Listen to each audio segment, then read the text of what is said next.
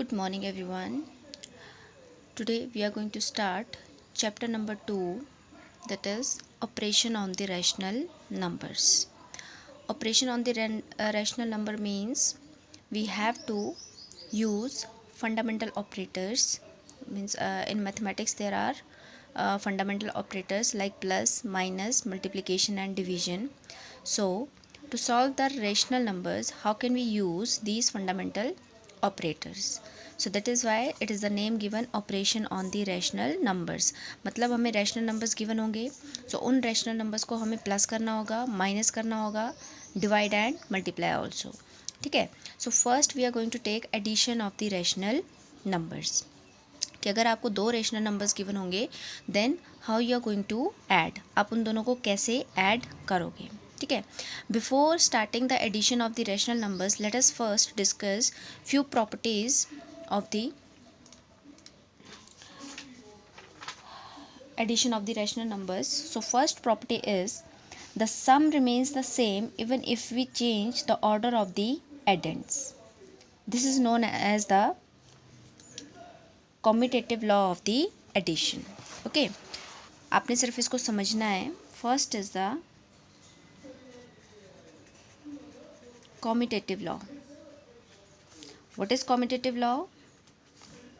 It says अगर आपके पास दो रैशनल नंबर्स हैं, let us suppose that is x and y, और अगर आप इन दोनों को इस ऑर्डर में ऐड कर रहे हो x प्लस वाई, सो हमारे पास जो रिज़ल्ट आएगा वो हमारे पास जो भी रिज़ल्ट होगा, अगर हम इन दोनों नंबर्स की पोजीशन को चेंज कर दें, दैट मीन्स अगर हम x की जगह y को लिख दें एंड y की जगह हम x को लिख दें, then also our answer will remain the same. For example, मैं सिर्फ एग्जाम्पल ले रही हूँ, I am not taking any rational number. 2 + 3 that is equal to 5. ये हमारे पास आ गया x प्लस वाई. अब मैंने क्या किया, 2 की जगह मैं किसको लिख दूंगी 3, एंड 3 की जगह मैंने किसको लिख दिया 2, then also the answer will remain same. This is known as commutative law of the addition, कि अगर आप एडेंट्स की पोजीशन को चेंज भी कर देते हो then also the answer will remain same. Fine. अब ये तो बात थी जब हमारे पास सिर्फ दो नंबर्स गिवन होंगे. अगर हमारे पास तीन नंबर गिवन होंगे then second property is sum of the three rational numbers will remain the same even after changing the grouping of the addends. For example x plus y plus z, ये आपके पास तीन rational numbers given है. अब तीनों को आप एक साथ ऐड नहीं करेंगे, आप क्या करेंगे, पहले आप फर्स्ट किन्हीं भी दो नंबर्स को ऐड करोगे. मैंने यहाँ पे x और y का एक ग्रुप बना दिया, जो भी इसका आंसर आएगा हम उसको z में ऐड करेंगे और वहाँ से हमारे पास आंसर आ जाएगा. लेकिन अगर मैं x और y का ग्रुप बनाने की जगह अगर y और z का ग्रुप बना देती हूँ और फिर उसके बाद उसके आंसर में मैं x को ऐड करूँगी, then also the answer will remain same. This property is known as the associative law of the addition. This is known as associative law of addition. ये क्या कहता है आपका लॉ, कि अगर आपके पास तीन रेशनल नंबर्स गिवन है, मैंने यहाँ पर लिए हैं x, y एंड z, और अगर आप इन तीनों रेशनल नंबर्स में ग्रुपिंग इन नंबर्स की चेंज करते हो तब भी आपका आंसर सेम रहेगा. फॉर एग्जांपल 1 + 2 + 3, मैंने पहले 1 + 2 को ऐड किया, कितना आंसर आया 3 + 3, तो हमारे पास टोटल आंसर कितना आ गया 6. अब मैंने क्या किया 1 + 2 + 3 को मैंने फिर से ऐड करना है. ठीक है, बट यहाँ पर मैंने क्या किया 2 और 3 का ग्रुप बना दिया. सो मेरा आंसर क्या आ जाएगा 1 2 + 3 is 5. Again my answer is same.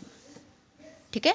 So this is the associative law of the addition, कि अगर आप गिवन रेशनल नंबर्स के तीन रेशनल नंबर्स आपको गिवन है और अगर आप उनकी ग्रुपिंग को चेंज करते हो then also the answer will remain same.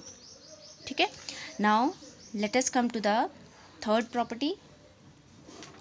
Third property is when 0 is added to any number,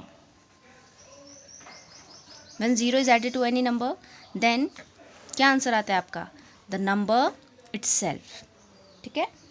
when 0 is added to any rational number the sum is the rational number itself. okay, so therefore this 0 is called the identity element of addition. 0 is called identity element of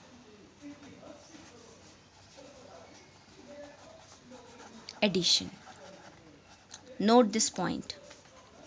okay, zero is called the identity element of addition. मतलब zero आपका एक ऐसा number है कि जिसको आप किसी भी नंबर में ऐड कर दोगे तो आपका आंसर क्या आता है, number itself.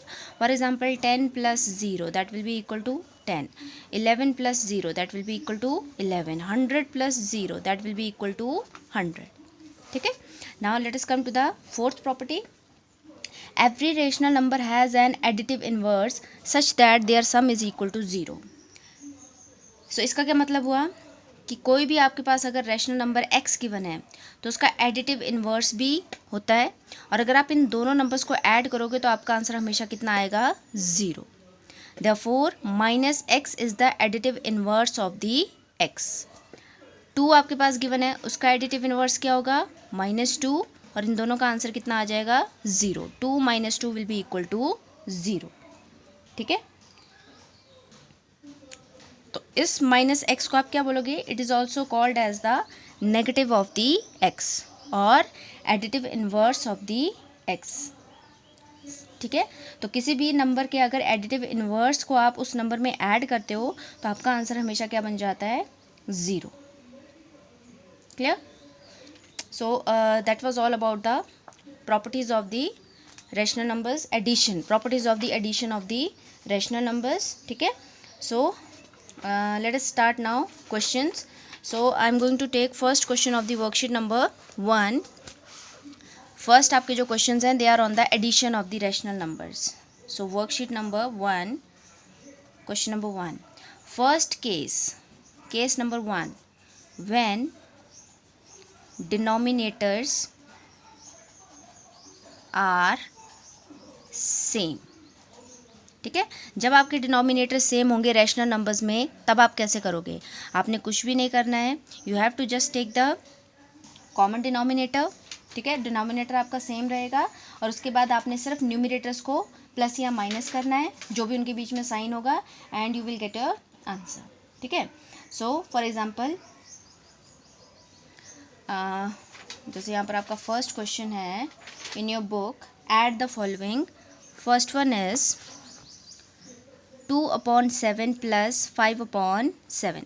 Now check for the denominator. Over here it is 7. यहाँ पर भी कितना है, 7.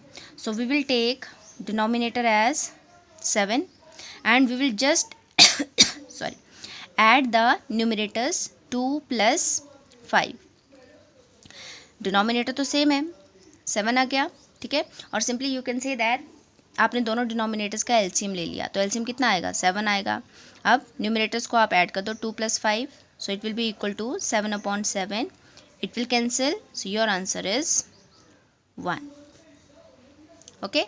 Now next one, let us take another one.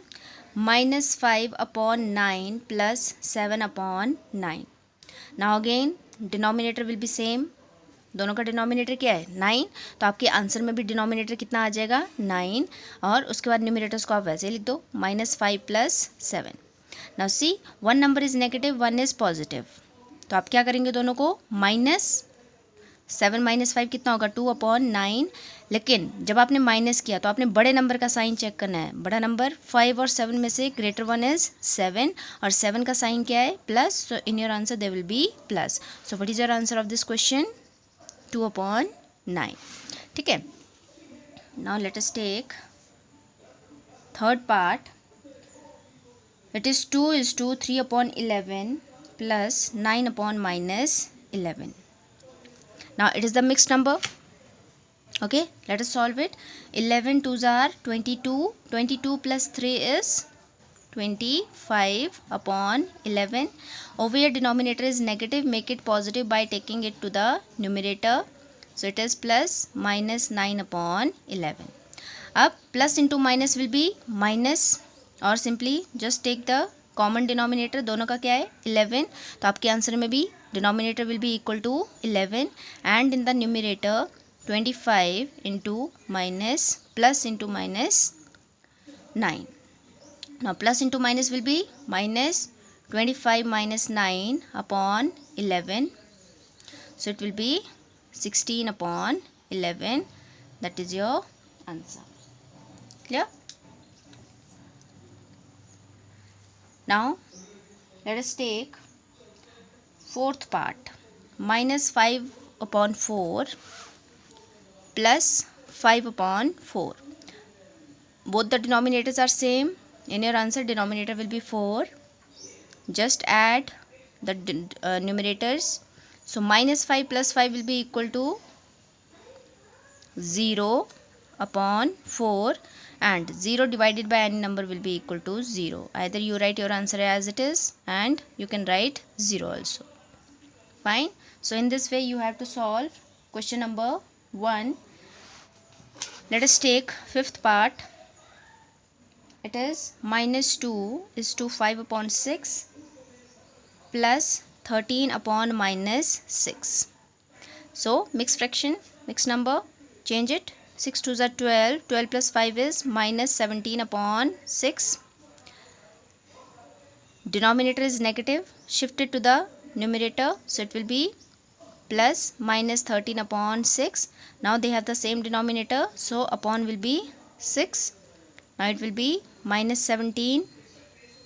Plus into minus will be minus 13. Now negative terms आपस में क्या होंगी? Plus. But the sign will be negative.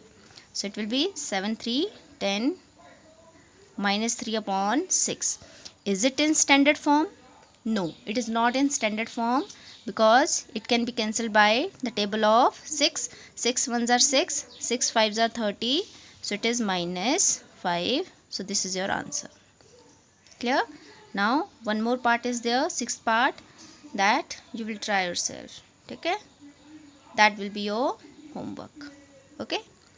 So thank you.